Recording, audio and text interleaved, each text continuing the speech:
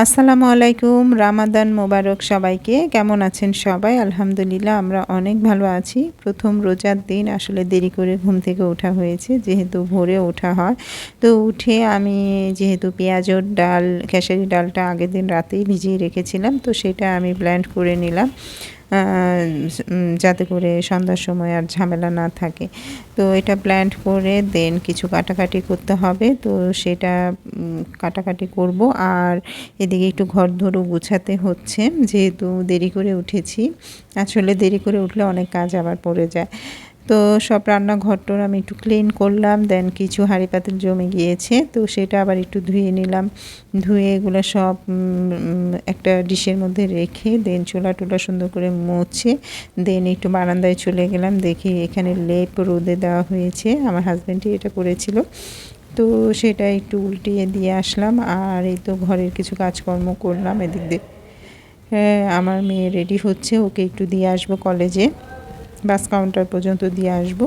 দেন ওকে দিয়ে এসে আমি তো সবজিগুলো কেটে নিচ্ছি। এখানে শাক কেটে নিলাম, আলু দিয়ে শাক দিয়ে রান্না করব শুটকি মাছ, আর রান্না করব বেগুন ভাজি, আর দেন পাঙ্গাস মাছ ভুনা করব। তো সেটার সব কিছু কাটাকাটি করে ধুয়ে টুয়ে দেন একদিক দিয়ে গুছাই কাটাকাটি করে, আরেক দিক দিয়ে রান্নাও চুলায় দিয়ে দিয়েছি। আর এটা রান্না আমি করেছি একটু আর্লি, কারণ দেখা যায় দুপুরের পর যদি আমি শুরু করি তাহলে কিন্তু অনেকটা সময় লেগে যাবে। তো আমি একটু আগে ভাগেই শুরু করে দিয়েছি রান্নাটা। তো যেহেতু শুটকি রান্না করব, অনেক দিন শুটকি খাওয়া হয় না, আর যেহেতু রোজা আছি ভোর রাতে খেলে হয়তো বা ভালো লাগবে, জানি না কি হবে আর খেতে পারবো কি না সেটাও জানি না। তো যাই হোক, রান্না তো করেছি। আর রোজার দিনের রান্না না করলেও কিন্তু ভালো লাগে না, আর প্রত্যেকটা খাবারই থেকে যায়। আসলে ইফতারি যদি খাওয়ার পরে শরীরটা একদম টায়ার্ড হয়ে যায়, আর অন্য কোনো কিছু খাওয়াই যায় না। তো কাজের ফাঁকে ফাঁকে আমি আবার ভেষনটা গুলাই নিলাম, যেহেতু বেগুনি বানাবো। তো সেটা একটু সুন্দর করে মিক্স করে নিলাম, মশলা টশলা দিয়ে সুন্দর করে একটু গুলে নিলাম। আর এদিকে পেঁয়াজ কাঁচামরিচ কেটে নিলাম মুড়ি মাখানোর জন্য, এদিক দিয়ে ভাত বসাই দিলাম।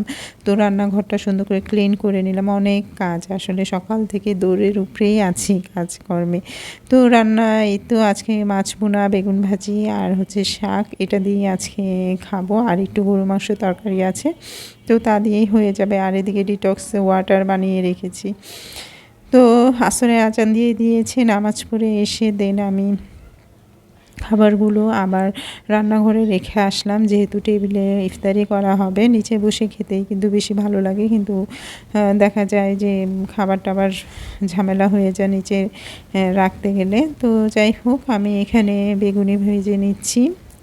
যেহেতু গ্যাসের লাইনে আমাদের সমস্যা, এখন কারেন্টের চুলায় বেশিরভাগ রান্নাবাড়া করা লাগছে। তো বেগুনিগুলো তেমন ফুলকো হয়নি, কারণ এখানে অনেক তেল দিয়েছি, তারপরও মনে হচ্ছে তেলই হয়নি। তো যাই হোক, এত তেল খাওয়া যাবে না। তারপর পেঁয়াজু দিয়ে দিলাম, দেন পেঁয়াজুটা ভাজা অবধি আমরা অপেক্ষা করব। আর এই তো সব কিছু মোটামুটি ডান, সবই রান্না মোটামুটি কমপ্লিট করে ফেলেছি। দেন এই তো মুড়ি, তারপরে আছে সরিষার তেল ছাড়া তো মুড়ি মাখা হবেই না। তো এখানে বেগুনি বানিয়েছি, দেন পেঁয়াজু আর কিছু ফ্রুটস আছে। খেজুর তো মাস্ট থাকবেই, যেহেতু আমরা খেজুর দিয়ে ইফতার করি, প্রত্যেকেই আসলে তাই করে। জিলাপি ছিল, সালাদ ছিল, ছোলা ছিল। তো আলহামদুলিল্লাহ তা দিয়ে আজকে খাবো। আর হচ্ছে এখানে মুড়ি ছিল, তো হালকা পাতলা মুড়ি বানানো হবে। আর শরবত যেহেতু আমাদের বাসায় কেউই খায় না, এখানে চিয়া সিড ভিজানো হয়েছে গ্লাসে, আর ডিটক্স ওয়াটার আছে, তা দিয়ে আজকে আলহামদুলিল্লাহ খাবো। আল্লাহ হাফেজ।